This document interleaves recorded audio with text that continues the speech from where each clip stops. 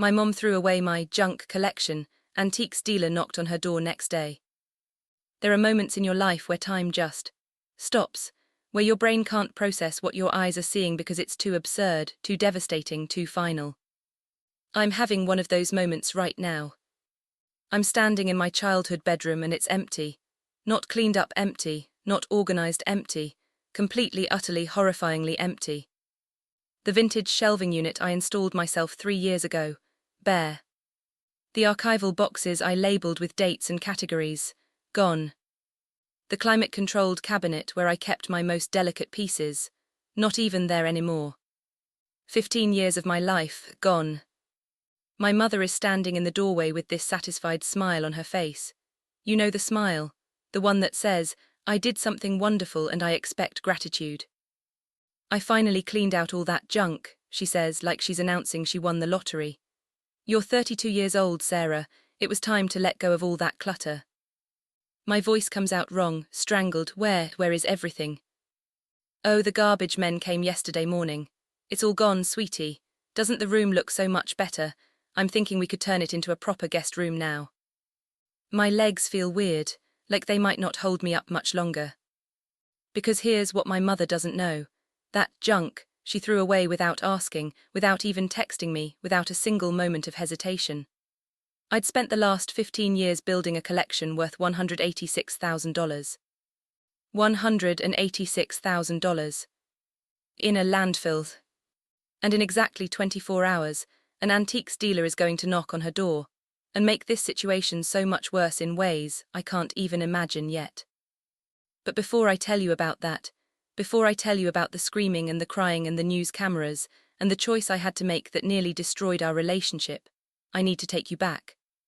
Back to when I was 7 years old, sitting in my grandmother's attic, holding a box of postcards and realizing that other people's trash was my treasure. Because none of this makes sense without understanding how a little girl who loved old things turned into a woman who lost everything in a single afternoon. I was always the weird kid, you know the type, the one who didn't quite fit anywhere. My family is practical to the point of being almost militant about it. My dad's a contractor, he builds things, tears things down, moves on, no sentimentality. My mom's a nurse, she deals in efficiency, sterility, order. My younger sister Melissa, she's in tech sales. Her apartment looks like an Apple store threw up on an IKEA catalogue. Everything sleek, modern, minimalist.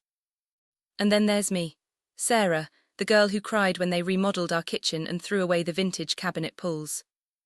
I remember the exact moment I became a collector, the exact moment my whole life changed, really. I was 7, we were clearing out Grandma's house because she was moving into assisted living. Everyone else was in full purge mode. We have to be ruthless, Mom kept saying. Your grandmother is a pack rat, we can't keep all this stuff. So they were throwing things away. Decades of my grandmother's life just into garbage bags, junk, they kept calling it. Clutter, trash. I was sitting in the corner of her attic, a space that smelled like cedar and dust and time, and I found this cardboard box. It was falling apart at the corners, and inside were hundreds of postcards. Postcards from the 1920s. They were hand-tinted, you know. Before color photography was common, people would hand-paint color onto black and white photographs.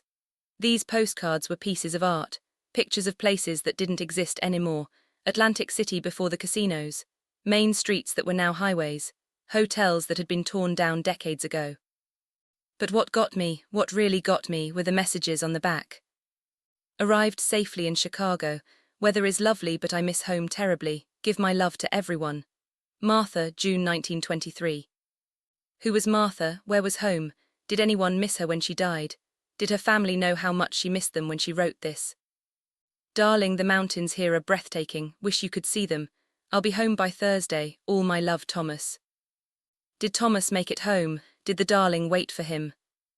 These weren't just postcards. They were tiny windows into lives that had been lived and lost. They were proof that people existed, that they traveled, that they loved each other, that they were real. And everyone in my family wanted to throw them away. I carried the box downstairs. Can I keep these? My dad barely glanced at them. Old postcards, why would you want those? Because they're beautiful, because they tell stories.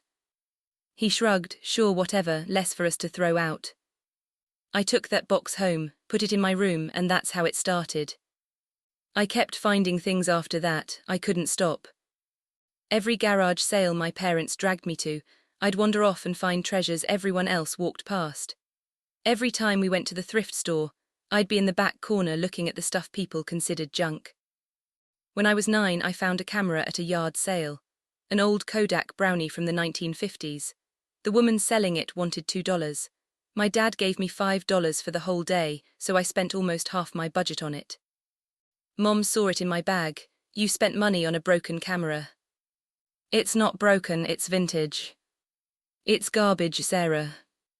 But I took it home. I researched it online. This was back when you had to actually search for information, when the internet was harder to navigate. I found collector forums. I learned that this camera in good condition was worth about $150. I'd paid $2. That's when I realized I had an eye for this. Over the next few years I kept finding things. A Depression-era glass bowl set at a thrift store, $5 spent, $600 in value. A tin advertising sign from the 1930s at an estate sale, $5 spent, $450 in value. A Victorian locket in a junk drawer someone was throwing out, free, worth $800. I wasn't trying to make money, I genuinely loved these things. They had history, they had soul, they had survived. But I also couldn't ignore that I was good at spotting value where others saw nothing. My family never understood it. Every time I came home from college with a new find, the reaction was the same. Sarah, you bought more junk. It's not junk, Mom, this is a first edition book. It's an old book. A first edition Great Gatsby, with the original dust jacket, from 1925. How much did you spend? $50. You spent $50 on an old book, my dad exasperated. It's worth about $5,000. Silence. Then says who? Auction records, book dealers, the collector market. But you haven't sold it. I'm not going to sell it, I'm keeping it. Then it's not worth anything. It's worth what you paid until someone actually gives you that money.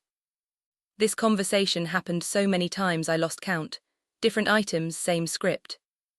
When I tried to explain that I was preserving history, that these objects mattered, that they told stories about how people lived, blank stares. It's just stuff, Sarah. When are you going to grow up and stop hoarding? You're going to end up on one of those TV shows. My sister Melissa was the worst about it. You know hoarders think their trash is valuable too, right? I'm not a hoarder, I'm a collector, there's a difference.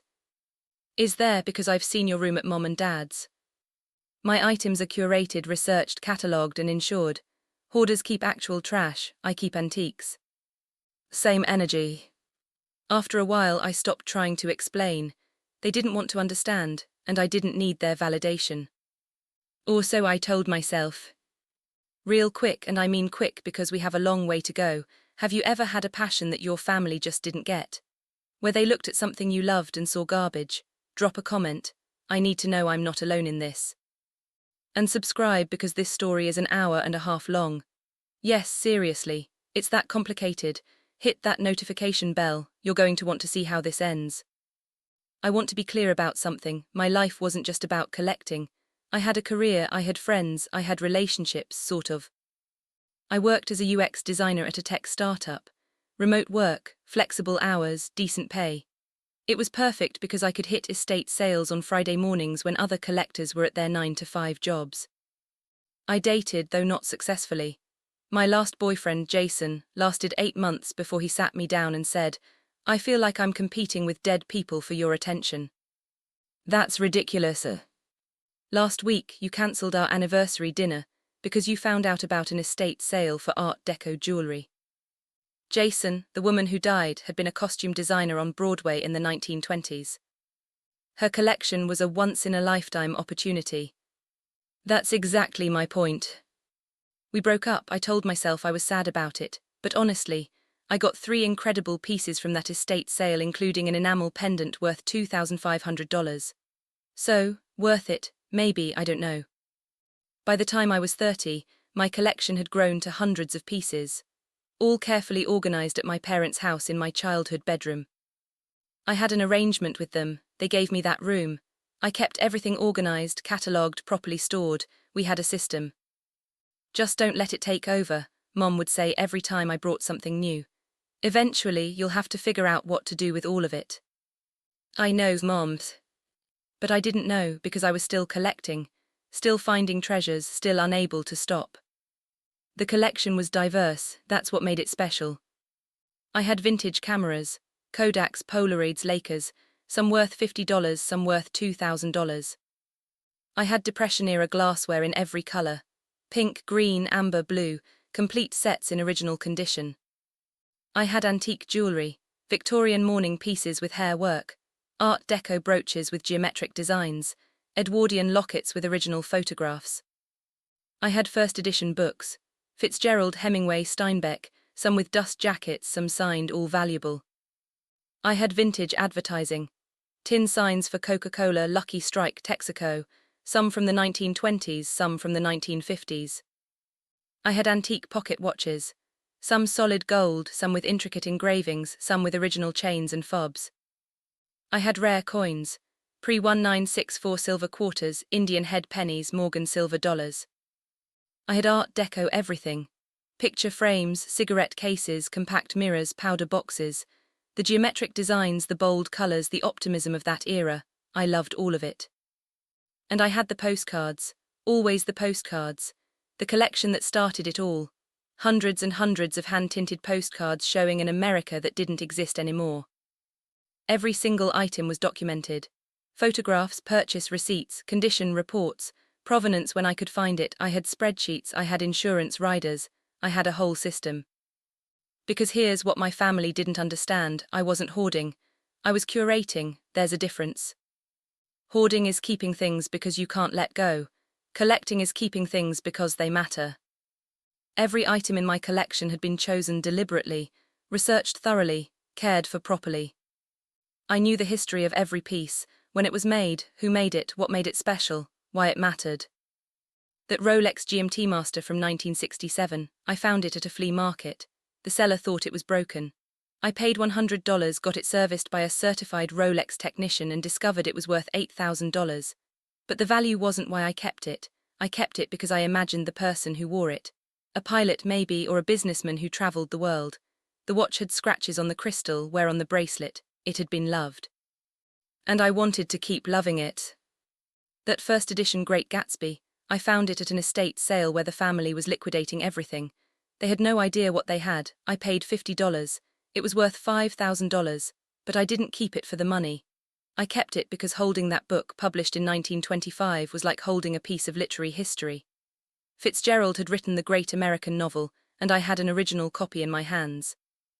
Those Art Deco jewelry pieces, I'd spent years assembling a coherent collection, pieces that talked to each other, that told the story of an era when design was optimistic and geometric and bold.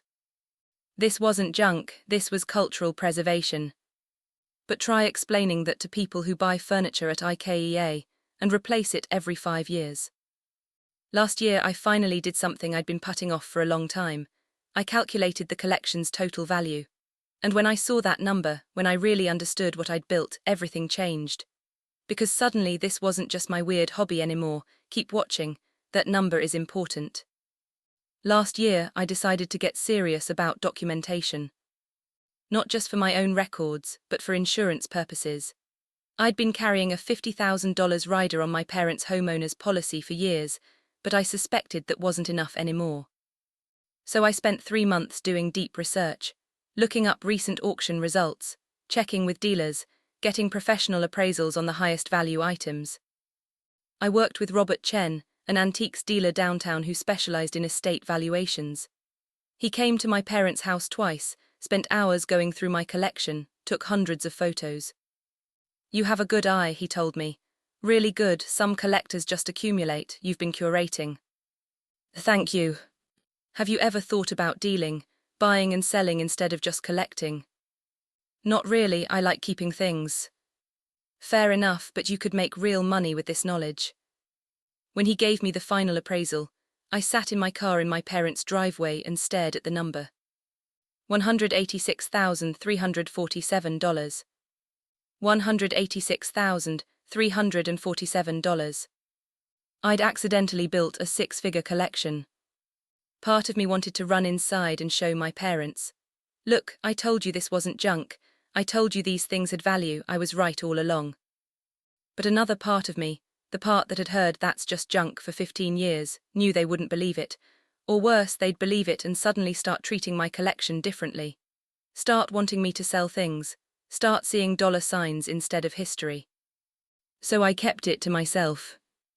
I updated my insurance, increased the rider to $200,000, paid the extra premium myself, about $800 a year. And I kept collecting.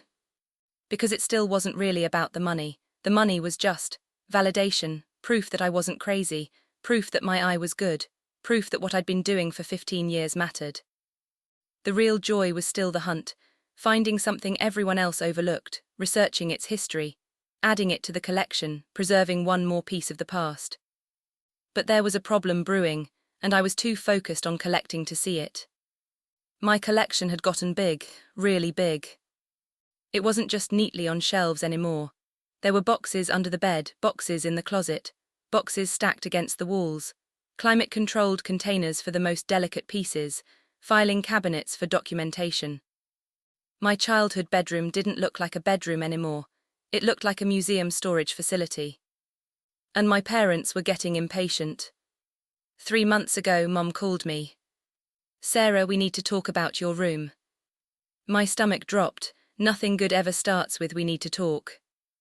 "What about it?" "It's gotten out of control. There are boxes everywhere. Your father can barely walk in there to change the air filter."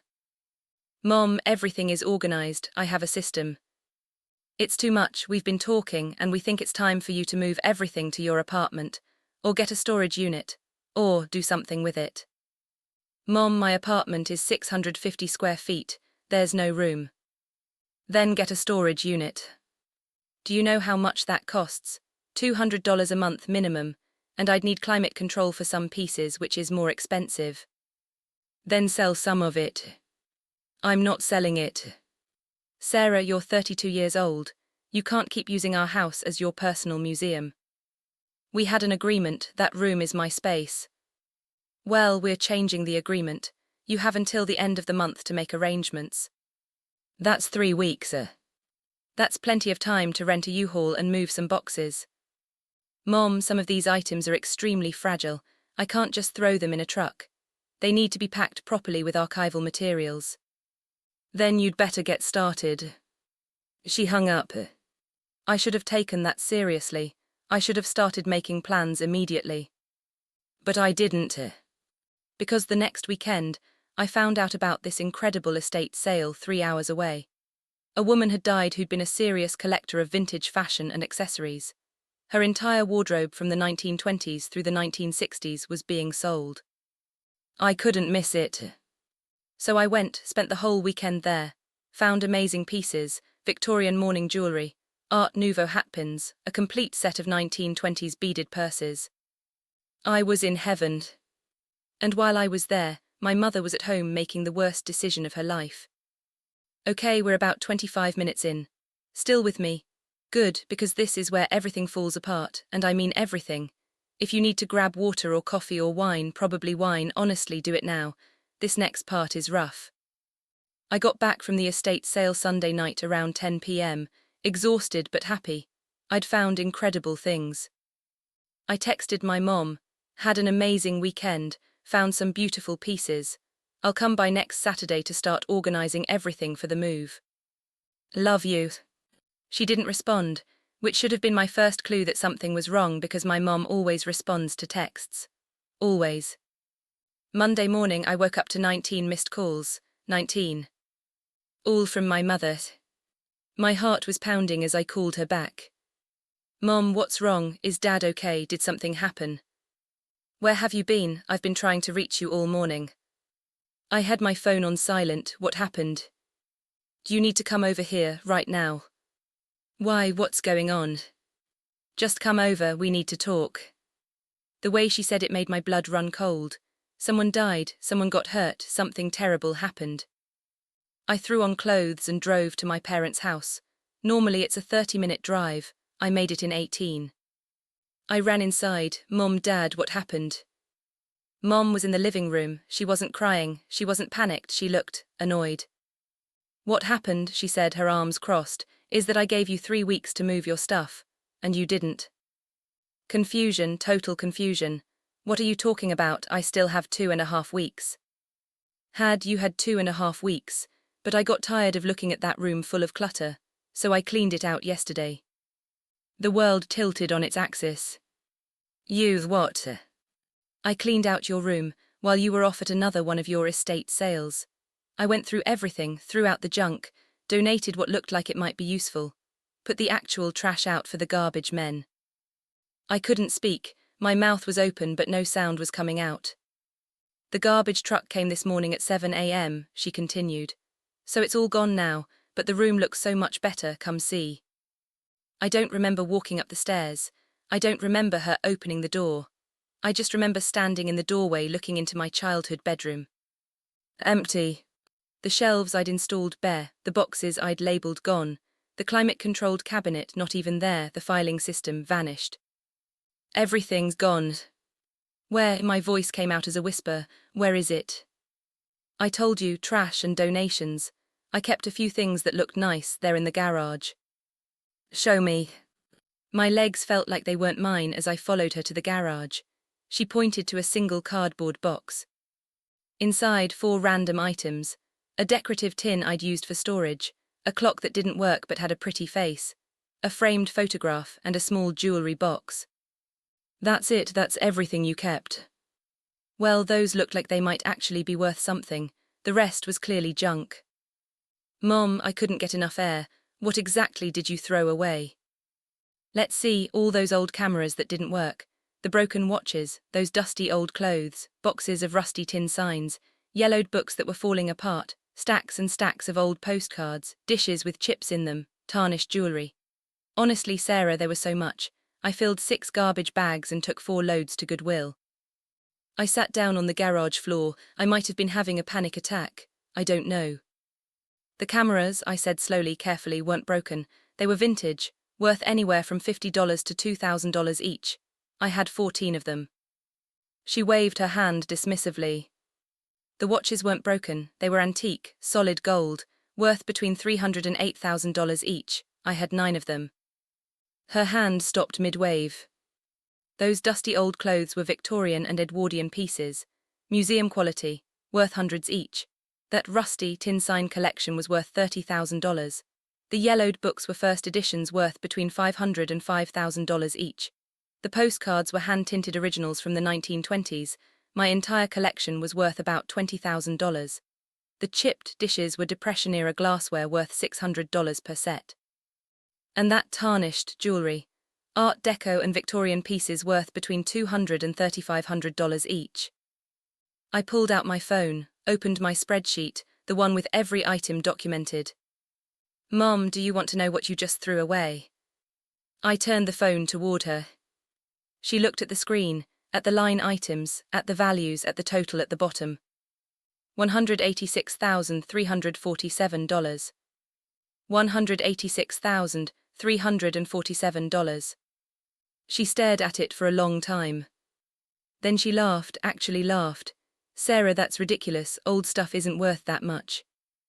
Yes, it is, I had it professionally appraised, that's the market value, that's what I could sell it for.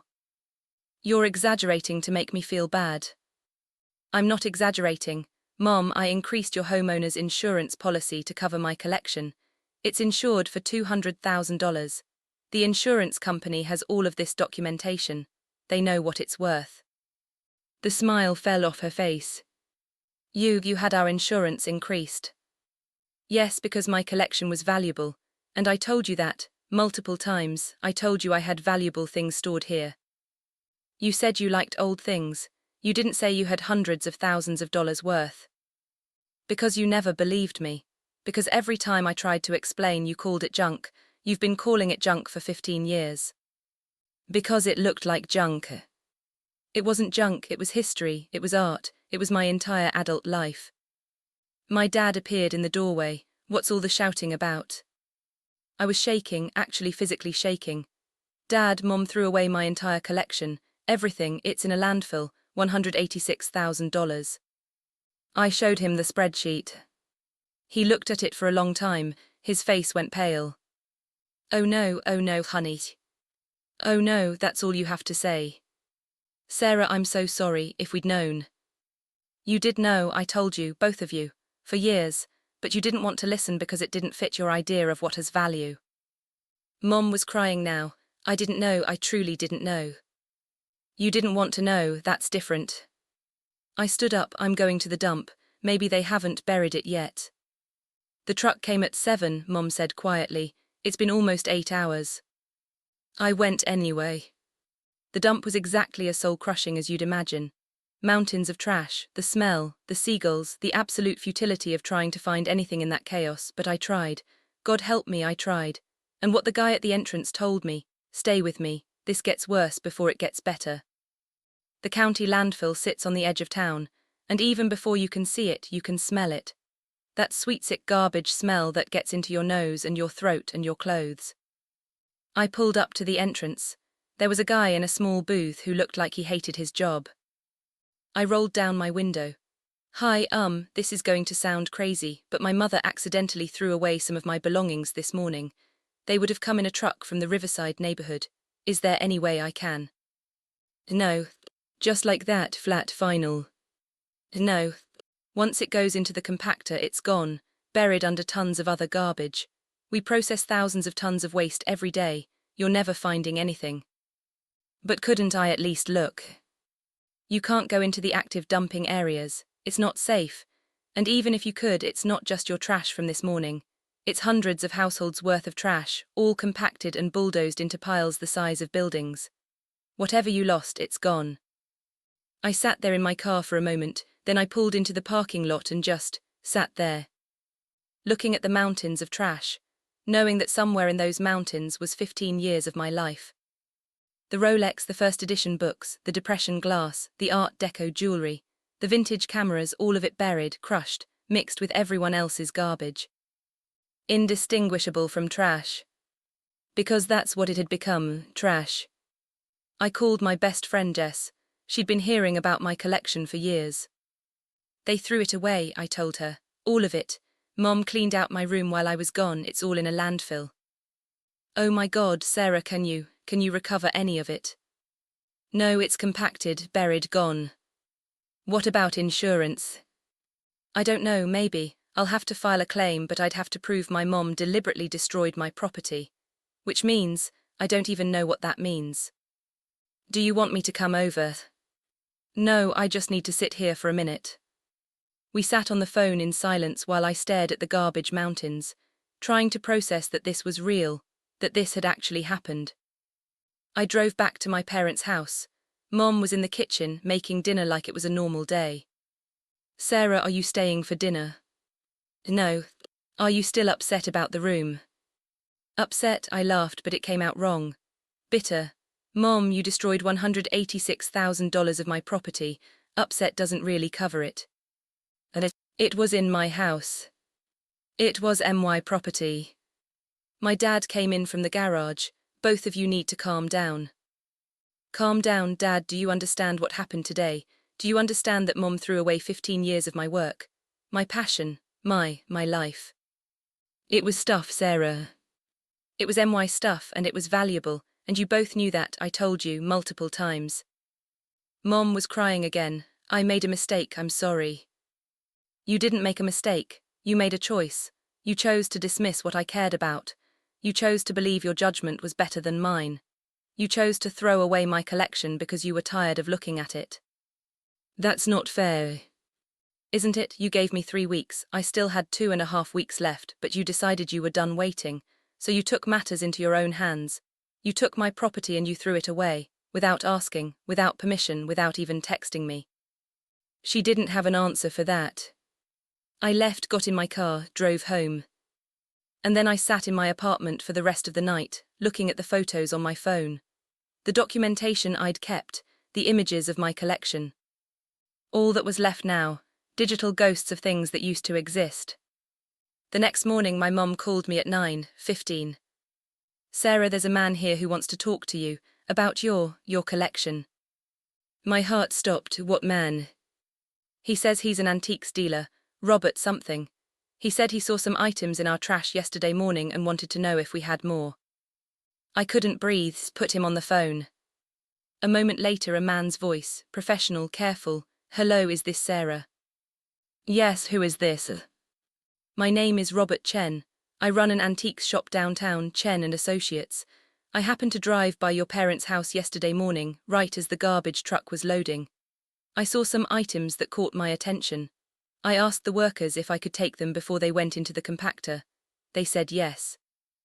What items? A French Art Deco jewelry box, a Kodak Brownie camera, a Victorian picture frame with what appears to be an original daguerreotype, and a small tin advertising sign. Those were 4 of the items Mom had put in the garage, but I hadn't looked at the jewelry box closely. You took them from the garage?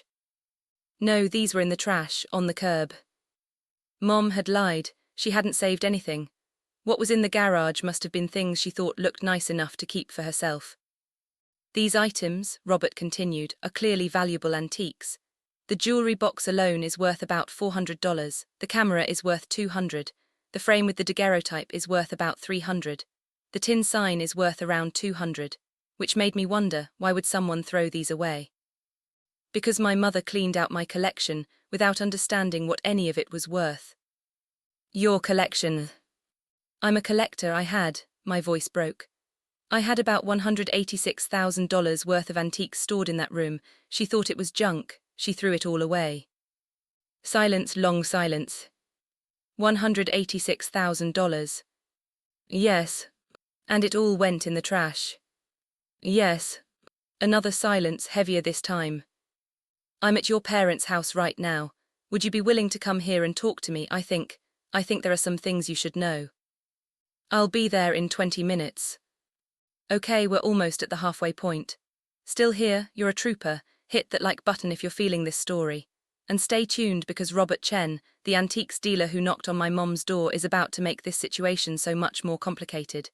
In a good way, in a bad way, you'll see. Robert Chen looked exactly like an antiques dealer should look. Mid-50s, thin, wire-rimmed glasses, wearing a cardigan that had seen better days. The kind of person who looked at old things and saw stories instead of trash. He had the 4 rescued items laid out on my parents' dining room table like they were museum pieces. Which I guess they were. Sarah, he stood when I came in. I'm Robert, thank you for coming. We shook hands, his grip was firm but gentle, like he was used to handling delicate things. I looked at the items on the table. The jewelry box was one I'd found at an estate sale in Pittsburgh 2 years ago. Art Deco, hand-painted with original velvet lining. I'd paid $25 for it. Robert said it was worth $400. The camera was a Kodak Brownie Hawkeye from the 1940s. I'd gotten it at a yard sale for $10, worth $200. The picture frame held a Victorian daguerreotype, an early type of photograph. I'd found it in a junk drawer at an estate sale. Free, worth $300. The tin sign was for Coca-Cola from the 1950s. Garage sale find, $5, worth $200. Total $40 invested, $1,100 in current value. And these were among the least valuable items in my collection. You saved these from the trash? I asked, my voice barely working. Yes, I have a route I drive every Tuesday morning. I check bulk trash pickups. You'd be amazed what people throw away. He gestured to the items. But this was unusual. These pieces were in good condition, clearly antiques, not typical trash. There was more, I said, so much more. Your mother explained, I'm very sorry. Mom was standing in the kitchen doorway. She'd been crying. Her eyes were red and puffy. Can I see your documentation? Robert asked gently. I pulled out my laptop, opened my spreadsheet, the one I'd spent 3 months compiling. He put on reading glasses and scrolled through it slowly. I watched his face. He was good, he kept it neutral. But I saw his jaw tighten, saw him pause on certain items, saw him scroll back up to double-check numbers. After about 10 minutes he looked up. This is extraordinary. Was extraordinary. May I see photos? I opened my photo folder. Hundreds of images, every piece photographed from multiple angles. He went through them methodically. Occasionally he'd pause, zoom in on something, nod to himself. Finally he sat back. "Ms. Williams, I've been in the antiques business for 32 years. I've seen a lot of collections. This is one of the best curated collections I've ever encountered. Not largest, I've seen bigger. But in terms of quality, diversity, condition, and clear expertise in selection, this is remarkable." "Thank you," I whispered. "And your mother threw all of this away?" We both looked at Mom. She was gripping the doorframe like it was the only thing holding her up. "I didn't know," she said. "I swear I didn't know." Robert's voice was kind but firm. "Ma'am, with all due respect, these items have obvious markers of quality and age. This jewelry box," he picked it up carefully, "is hand-painted French Art Deco. You can see the craftsmanship, the geometric design, the maker's mark here." He pointed to a small stamp on the bottom. "This is clearly not modern. This is clearly valuable." Mom just shook her head, crying. He picked up the camera. "This is a Kodak Brownie Hawkeye, flash model from the 1940s. Even someone who doesn't know cameras can tell this is old. The styling, the materials, the weight of it, this isn't junk." "It looked like junk to me," Mom said quietly. "That's the problem," I said. My voice came out harder than I meant it to. "You looked at things you didn't understand and decided they were worthless. You didn't ask, you didn't research, you just decided." Robert cleared his throat. "Let's focus on the practical matters. Sarah, based on your documentation and my knowledge of the current market, I'd estimate your total loss at somewhere between $175,000 and $195,000. My calculation had been $186,000. He was right in the middle of that range. "What can we do?" my dad asked from behind me. I hadn't heard him come in. "Is there any way to recover anything?" "Unfortunately, no. Once waste enters the municipal system and gets compacted, it's considered destroyed. The landfill won't allow excavation. It's both impractical and illegal." "What about insurance?" I asked. "Do you have insurance on the collection?" "I have a rider on my parents' homeowner's policy. $200,000 coverage for collectibles stored on premises." He nodded. "Then you should file a claim. You have excellent documentation. You have photographs. You have provenance on many pieces. You have my professional assessment if you need it. You have grounds for a substantial claim." "But," my dad said, "won't that affect our insurance?" Robert looked uncomfortable. "That's between you and your insurance company. But yes, a claim of this size would likely impact your premiums significantly." "How significantly?" Mom asked. "I can't say exactly, but potentially double or triple your current rate, and some companies might drop you entirely after a large claim." Mom made a small sound. "But that's not my concern." I said, "You destroyed my property. The consequences are yours." Silence fell over the dining room. Robert began gathering the rescued items. "I'd like to return these to you, Sarah. At no cost, obviously, they're yours." "Thank you. But I'd also like to say something else." He looked at me, then at my parents. "I've seen this scenario before, more often than you'd think. Family members dispose of collections without understanding their value. It's a particular tragedy because it's preventable." He turned to my mom. "Ma'am, I don't say this to hurt you more, but you need to understand, what you threw away wasn't just money, it was cultural history. These items were pieces of material culture that told stories about how people lived. That Rolex your daughter documented. Someone wore that watch, traveled with it, lived their life with it on their wrist. Those Victorian postcards, those were communications between people who loved each other. Those Depression-era dishes. Families ate meals together on those plates during the hardest years of American history. Your daughter wasn't hoarding junk, she was preserving human experience." Mom was sobbing now, full ugly crying. "And Sarah," he turned to me, "I understand you're angry, you have every right to be, but I want you to consider something. This collection is gone, that's a fact, but the knowledge you gained building it, that's still here." He tapped his head. "You have an eye for valuable items, you understand the market. You know how to research, authenticate, and evaluate antiques. That knowledge is an asset too." "What are you suggesting?" "I'm suggesting that maybe, this could be a beginning instead of an ending. You could rebuild, you could even start dealing instead of just collecting. Turn that knowledge into income." "I don't have the money to rebuild." "Not immediately, but over time. Start small and keep it under your own control this time. He handed me his business card. If you ever want to talk shop or if you find something and want a second opinion, call me. The antiques community is small, we look out for each other. I took the card, my hand was shaking. And one more thing, he said. These 4 items I rescued, they're yours, no strings attached, but if you ever want to sell them, I'll give you full market value.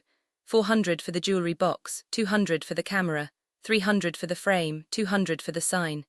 $1,100 total. It's not much compared to what you lost, but it's something. Eyes, thank you. He nodded, gathered his things, looked once more at my mother with something like pity, and left.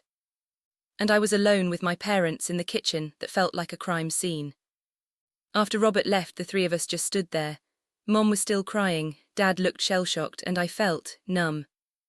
Sarah, Mom finally said, I am so sorry, I truly didn't understand.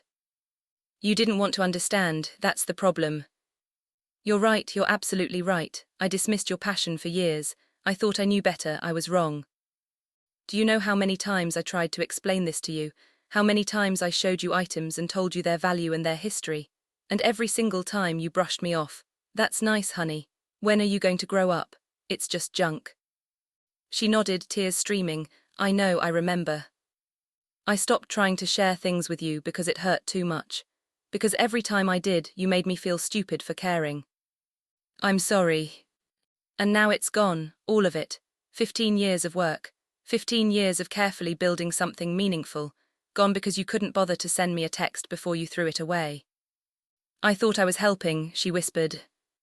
How was throwing away my property helping? I thought if I just did it, you'd be forced to move on, to stop clinging to the past, to stop hiding behind old things and start living your life. I stared at her.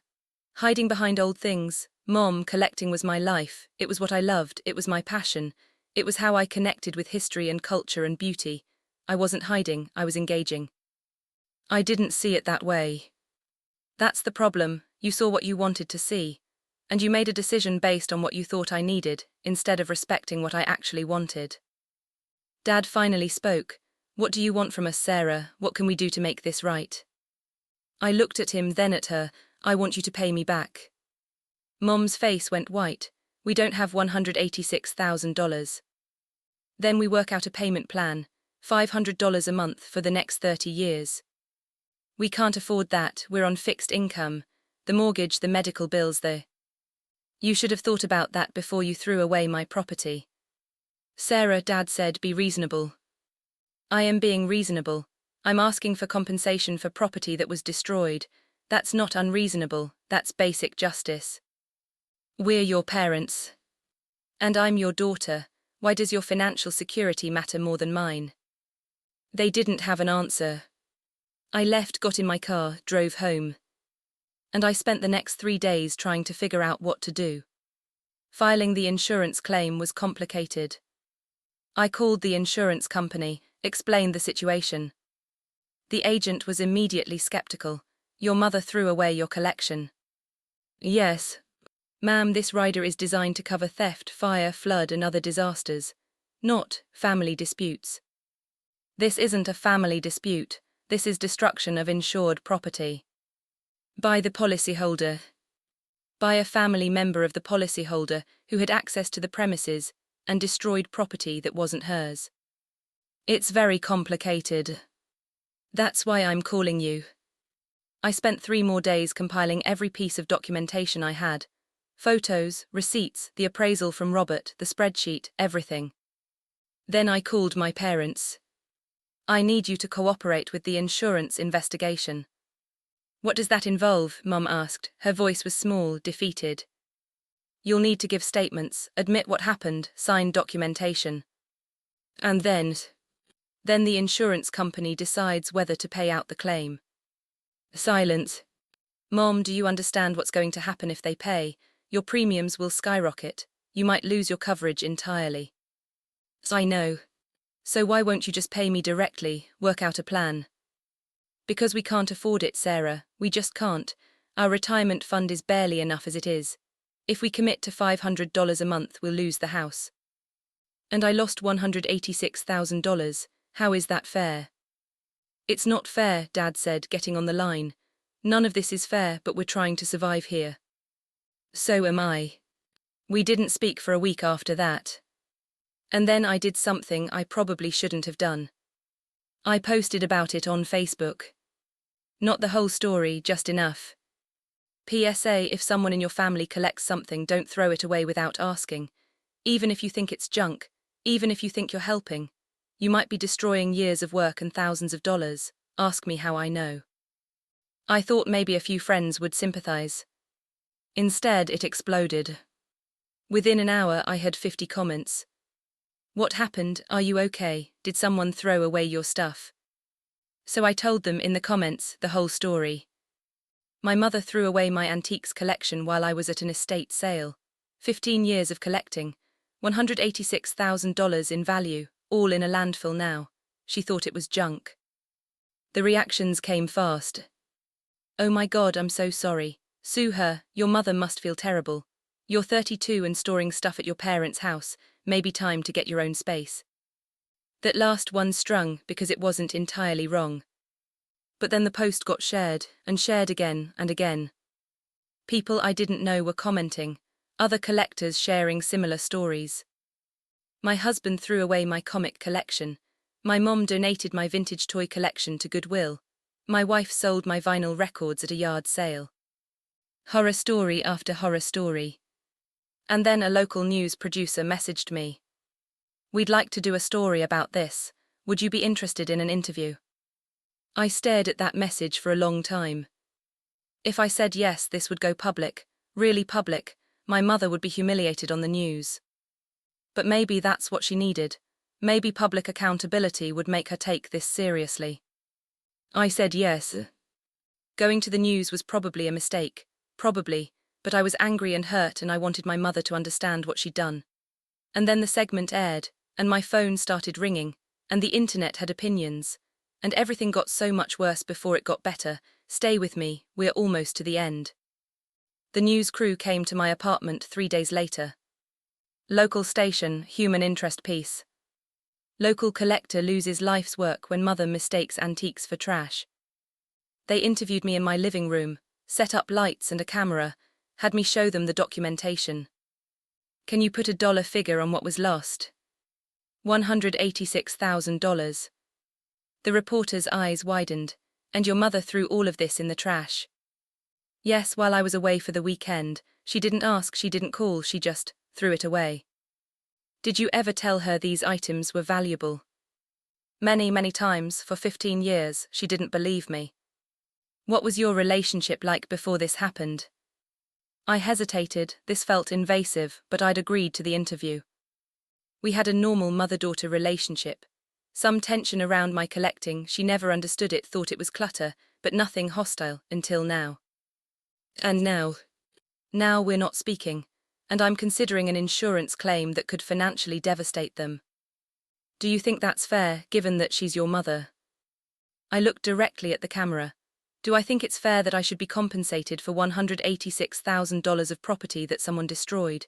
Yes, even if that someone is my mother, especially because she destroyed it deliberately, knowing it wasn't hers to throw away. Some people might say you're being vindictive. And I'd say they're welcome to hand me $186,000 if they think I should just let it go. Then they asked if they could interview my mother. I said no, I didn't want her ambushed. But they went to my parents' house anyway. And my mom, God help her, let them in and gave them an interview. I didn't know about it until the segment aired. Thursday night, 6 p.m. news, I watched it on my laptop. The segment was about 4.5 minutes long. They showed my apartment, my documentation, my spreadsheet with the $186,347 total, my interview where I explained what happened and what I lost. Then they cut to my parents' house. My mom was sitting on the couch, she looked exhausted, older than I'd ever seen her. Her hair was limp, she wasn't wearing makeup, she looked defeated. Mrs. Williams, can you tell us what happened? Mom's voice was quiet. I made a terrible mistake, the worst mistake of my life. I cleaned out my daughter's room while she was away because I thought she'd been holding onto junk for too long. I thought I was helping her move forward with her life. Did you know the items were valuable? She had told me over the years that some things were worth money, but when I looked at it all I just saw old stuff. Broken cameras, tarnished jewelry, yellowed books. I didn't see the value because I didn't understand what I was looking at. Do you understand now? Her voice broke. I understand that I threw away 15 years of my daughter's passion. I understand that I dismissed something that was important to her because I didn't take the time to understand it. I understand that I betrayed her trust, and I don't know if she'll ever forgive me. She started crying on camera, real ugly crying. Would you like to say anything to your daughter? Sarah, if you're watching this, I'm so sorry. I was wrong about everything. I should have listened to you. I should have respected your collection. I should have asked before I did anything. I broke something between us and I don't know how to fix it. But I'm sorry, I'm so sorry, and I love you. The reporter let the moment sit. Then, Sarah is pursuing an insurance claim for the full value of the collection. Are you prepared for the financial impact? I don't know how we'll manage it. Our premiums will probably triple. We might lose our coverage. But that's what I deserve for what I did. I just hope someday my daughter can forgive me. The segment ended with a shot of my empty bedroom and a voiceover about the importance of communication between generations. My phone exploded. The news station posted the segment online. Within an hour, it had been shared hundreds of times. Within 3 hours, thousands. The comments section was vicious. That poor woman, her daughter is cruel for putting her through this. She destroyed $186K, she should pay. If you're 32 and still storing stuff at mommy's house, that's on you. The mother dismissed her for years, this is karma. Family is more important than money. Easy to say when it's not your $186,000. Someone posted it to Reddit. It got 40,000 upvotes in 6 hours. Twitter exploded with takes. LinkedIn had thought leaders weighing in about generational differences in understanding value. Local antiques dealers started giving statements to the news station. Robert Chen said, "This is an unfortunate reminder that one person's trash is another person's treasure. Families need to have conversations about collectibles before making disposal decisions." Other collectors started contacting me. My dad threw away my comic books. My spouse donated my vintage clothes. My mom sold my vinyl collection. Everyone had a story. But what surprised me most were the messages from parents. I just realized I've been calling my son's collection junk for years. I'm going to apologize. I was about to clean out my daughter's room while she's at college. I'm going to call her first. Thank you for sharing this. I didn't realize how much damage I was doing. The story was touching a nerve. My phone rang, my sister Melissa. Sarah, what the hell? What? You put Mom on the news. She's completely falling apart. She hasn't stopped crying in 3 days. She agreed to the interview. She didn't know it was going to be broadcast on TV and shared all over the internet. She thought they were just going to ask a few questions. Neither did I, Melissa, but here we are. You need to fix this. I need to fix it. I didn't throw away $186,000 of property. It was an accident. It was negligence, there's a difference. You're going to destroy our family over your weird hoarding. And there it was, the thing that had been building for years. My weird hoarding was worth more money than you'll make in 4 years, Melissa. My weird hoarding was a carefully curated collection of historical artifacts that museums would have been interested in. My weird hoarding was something I loved and worked for and cared about. And Mom threw it away because people like you convinced her it was worthless. Silence. That's not fair. Isn't it? How many times did you mock me for collecting? How many times did you call me a hoarder? How many times did you tell Mom she should make me get rid of it all? I didn't think. No, you didn't think, none of you thought. You just decided my passion was weird and therefore invalid. And now it's gone. And you're mad at me for being upset about it. I'm mad at you for going to the news, for making this public, for humiliating Mom. She humiliated herself when she threw away my property without permission. Melissa hung up. My dad called next. Sarah, your mother is not doing well. This whole situation, the news story, the internet comments, the strangers judging her, it's destroying her. And what she did destroyed me, Dad. Why do her feelings matter more than mine? Because she made a mistake, a huge one, but she doesn't deserve this level of public humiliation. What do I deserve? Do I deserve to have 15 years of work thrown in the garbage? Do I deserve to lose $186,000? No, you don't, and we're sorry, but this vendetta. It's not a vendetta, it's accountability. It's revenge, Sarah, and it's eating you alive. Maybe, but at least everyone knows the truth now. Silence. What do you want from us? He asked finally. What will make this right? I want you to understand that what Mom did was serious, that it wasn't just a cleaning mistake, that it was a violation of my trust and my property, and I want compensation. We can't afford $186,000. Then work out a plan, anything, just acknowledge that this wasn't okay. We'll try, but Sarah, you need to decide what's more important, being right or having a relationship with your mother. He hung up, and I sat there in my apartment, looking at the internet tearing my family apart, and wondered if he was right. 2 days later, the insurance company emailed. Subject: claim determination. Body: Dear Ms. Williams, after careful review of your claim and the circumstances surrounding the loss, we have determined that this claim does not qualify for coverage under the homeowner's policy rider.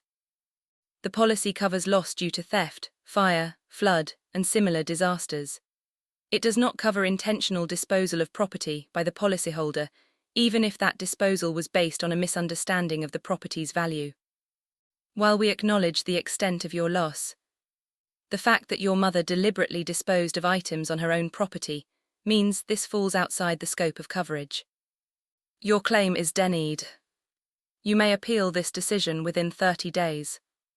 Sincerely, subscribe insurance company. I read it 3 times. Denied. All of this, the fight, the news story, the public humiliation, the family rupture, and I wasn't even getting the money. I could appeal, but what was the point? I sat on my couch with that email open on my laptop, and finally let myself cry. Really cry, for the first time since this happened. Because it wasn't about the money anymore, it never really was. It was about feeling like what I cared about mattered, and my mother, by throwing away my collection, had told me it didn't. But in pursuing this so aggressively, I'd told her that she didn't matter. And now we were both destroyed. If you're still here, thank you. Really. Drop a comment telling me, would you have forgiven her? Would you have kept fighting? I genuinely want to know, because what I chose to do next, it surprised even me. I sat with that insurance denial for 3 days. Didn't call anyone, didn't post about it. Just sat in my apartment looking at the 4 rescued items Robert Chen had given me, thinking about what to do next. The jewelry box, the camera, the picture frame, the tin sign. $1,100 in value, all that was left of $186,000. I picked up the jewelry box, turned it over in my hands, looked at the hand-painted geometric design. The French maker's mark. Someone had made this in 1925, had poured care and skill into creating something beautiful, had sold it to someone who kept their treasures in it. And that person had died, and their family had sold their things, and I'd found it at an estate sale and rescued it. And then my mother had thrown it away. And a stranger had rescued it again. How many times could something be saved before you just had to let it go? On the 4th day, I drove to my parents' house. Didn't call first, just showed up. My mom answered the door. She looked terrible, like she'd aged 10 years in 3 weeks. Her eyes were sunken, her clothes hung loose. Sarah, can I come in? She stepped aside wordlessly. We sat in the living room, the same living room where we'd had 1,000 normal conversations over 32 years. Birthday parties, holiday dinners, fights about homework and curfew and boys. Now it felt like sitting in a war zone. I got the insurance denial, I said. I know, they called us too. So there's no money coming? No. We sat in silence for a long moment. I've been doing a lot of thinking, I said, about the collection, about us, about what matters. She waited, hands clasped in her lap. I'm still angry, I'm still hurt. Every time I think about what you did, I feel sick. 15 years of my life gone, just gone. I know. But I also realize something. I've been punishing you, publicly, viciously. And while part of me feels justified because what you did was awful, another part of me knows that I went too far. You had every right. Let me finish. I took a breath. You made a huge mistake. You threw away something precious to me. You dismissed my passion for years and then literally put it in the garbage. That was wrong, deeply wrong. I know it was. But I also stored $186,000 worth of property in your house without properly making you understand its value. I procrastinated when you asked me to move it. I expected you to understand something you were never equipped to understand. And when you made your mistake, I went nuclear. I went to the news. I humiliated you in front of the entire city. I tried to financially destroy you. That was also wrong. Mom started crying silently. What are you saying? I'm saying I'm dropping everything. No insurance appeal, no legal action, no more public shamming. I'm accepting that the collection is gone and I'm never getting it back.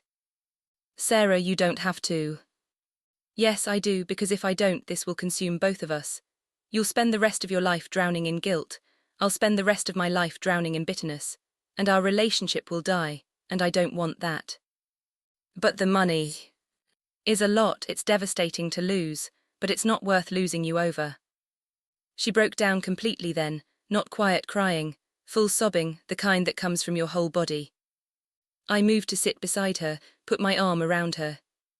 I'm so sorry, she kept saying. I'm so sorry. I know you are. I didn't understand. I should have asked. I should have listened. I should have believed you. Yeah, you should have. Can you ever forgive me? I thought about that question. Forgiveness, what did that even look like here? I don't know if I can forgive you yet, I said honestly. Right now, I can accept that you made a mistake. I can choose to stop punishing you. I can decide to try to rebuild our relationship. But forgiveness, that's going to take time, maybe a long time. How much time? I don't know, maybe months, maybe years. Maybe I'll wake up one day and realize I've forgiven you without even noticing. Or maybe there'll always be a part of me that hurts when I think about what I lost. But I'm willing to try. She hugged me then, held on so tight I could barely breathe. I don't deserve this. Maybe not, but I deserve to have a mother, and despite everything, you're still her. Dad came home an hour later, found us in the kitchen drinking tea, talking quietly. You two look calmer, he said carefully. We're working on it. He sat down with us. What's the plan? The plan is I drop all claims, I accept the loss. We try to rebuild our relationship. Just like that. Not just like that, it's going to be hard, I'm going to be angry sometimes. Mom's going to feel guilty, we're going to have to work through it. But yes, we're trying. What changed? I realized that being right wasn't making me happy, and that maybe there are more important things than justice. Dad reached across the table, took both our hands. Thank you, he said to me, for being bigger than this situation. I'm not being bigger, I'm just tired of being angry. We talked for hours that afternoon, really talked. I told them about my collection, really told them, not just I have old things, but the stories behind specific pieces. That Rolex I lost, I found it at a flea market, the seller thought it was broken.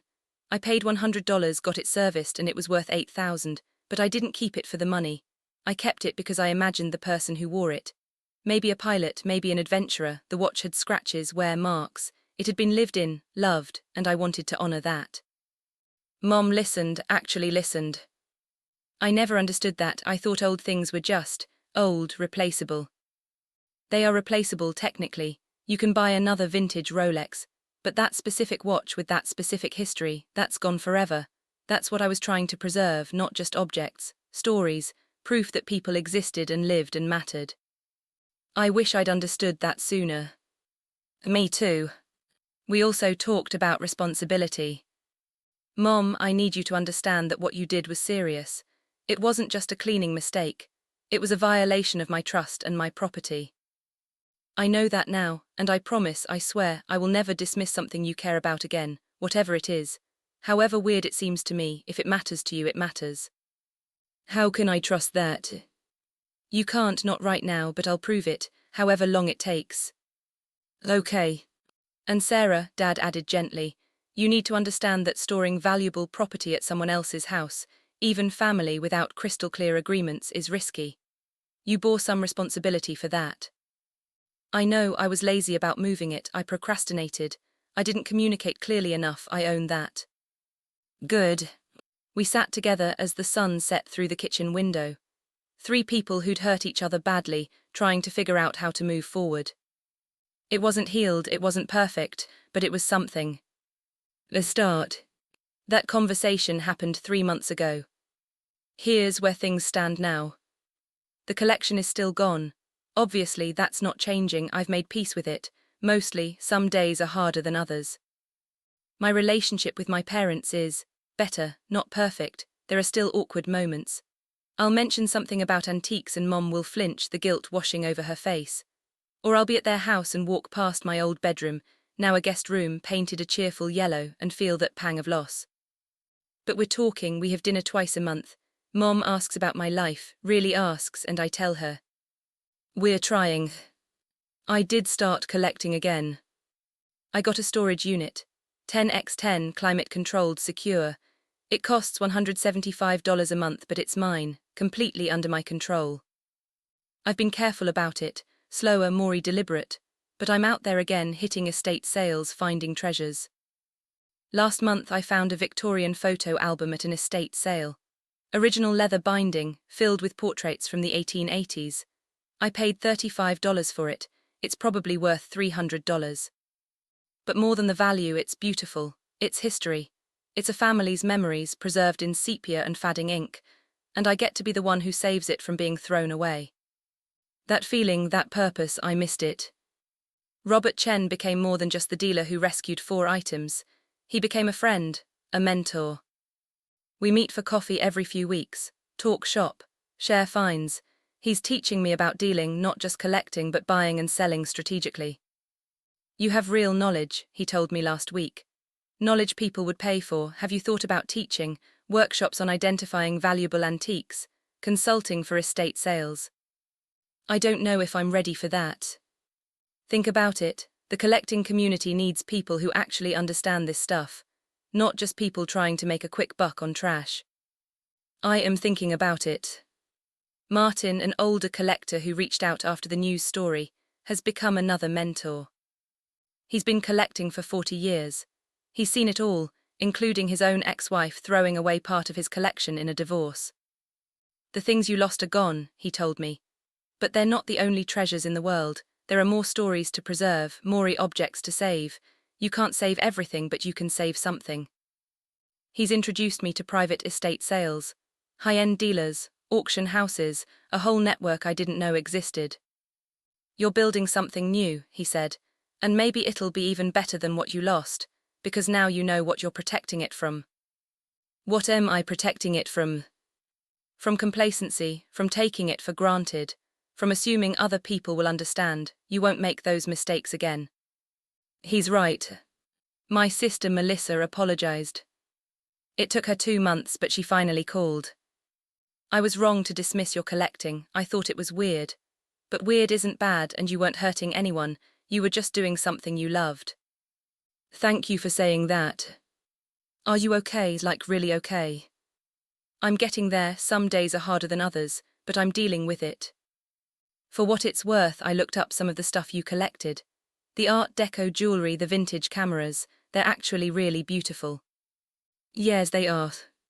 Maybe you can show me your new collection sometime, help me understand why it matters. I'd like that. We had lunch last week, she asked real questions, listened to real answers, it was nice. My mom has changed too. She asks about my collecting now, shows genuine interest, wants to understand. Last week she sent me a photo. She'd been at a yard sale and saw an old camera. Is this valuable, the text said, should I get it for you? I looked at the photo. It was a Polaroid SX70 from the 1970s. Beautiful design, worth maybe $40.50. It's worth about $40. If you think it's cool, get it, but only if you want to. She bought it, gave it to me at dinner.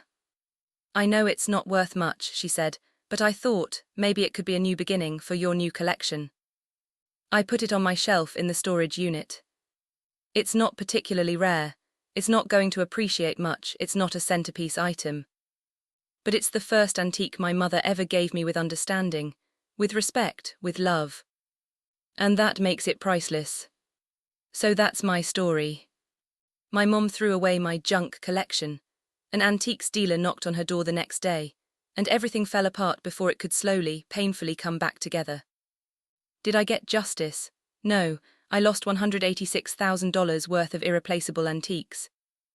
Did I get revenge? Sort of. I humiliated my mother on the news. I don't feel good about that. Did I get closure? I don't know. Some days I'm at peace with what happened. Other days I wake up thinking about the Rolex or the first edition books or the postcards, and I feel that loss all over again. But I've learned some things. 1. Your passions are valid, even if other people don't understand them, even if they seem weird or frivolous or pointless to someone else. If it matters to you, that's enough. 2. But communicate. If something is important to you, make absolutely sure the people around you understand that. Don't assume they'll figure it out. Don't hint, be explicit. 3. Family is complicated. People hurt each other, sometimes deliberately, sometimes through ignorance. The question isn't whether you'll be hurt, it's what you do with that hurt after it happens. 4. Forgiveness is not a decision you make once, it's a process. A daily choice. Some days it's easy, some days it's impossible, but you keep trying. 5. Some things once lost can never be recovered. That's just reality. But that doesn't mean you stop caring. You just learn to protect what you have more carefully. 6. The antiques community is real, and they really do look out for each other. If you're a collector of anything, stamps, coins, books, vintage clothing, whatever, find your people. They'll understand when nobody else does. And 7. Sometimes the best revenge is just letting go. Not because the other person deserves forgiveness, but because you deserve peace. I'm 32 years old. I lost 15 years of collecting in a single afternoon. I fought with my family. I went to the news. I almost destroyed the relationships that mattered most. And now I'm starting over. My new collection is small, maybe 30 pieces, but they're mine, in my space, under my control. And this time I'm not taking anything for granted. Because I know now how quickly everything can disappear. The 4 items Robert rescued, they're still in my collection. The jewelry box, the camera, the frame, the sign, not because they're the most valuable pieces, but because they're proof that sometimes in the middle of catastrophe, someone shows up and saves what they can. And maybe that's enough. If you made it all the way through this hour and a half with me, thank you, truly, from the bottom of my heart. If you're a collector, protect your stuff, document it, insure it, keep it in your own space if you can, and make sure the people in your life understand what it means to you. If you're a parent or a spouse or a family member of a collector, please listen. Even if their passion seems weird to you, even if you don't get it, it matters to them, that should be enough. And if you're in a situation where someone has thrown away something you loved, take a breath before you burn everything down. Because sometimes, not always, but sometimes, the relationship is worth more than the revenge. Sometimes. Drop a comment, tell me your story. Did someone throw away your collection? Did you ever have a family member who just didn't understand? What did you do? How did it turn out? I want to hear every single one. Hit that like button if this story resonated with you in any way, if you felt seen, if you understood. And subscribe because I'm still out there collecting, still finding stories, still preserving pieces of history that would otherwise be lost. Thank you for being here, all 90 minutes of here. Until next time. Remember, one person's trash is another person's treasure, and sometimes that treasure is irreplaceable.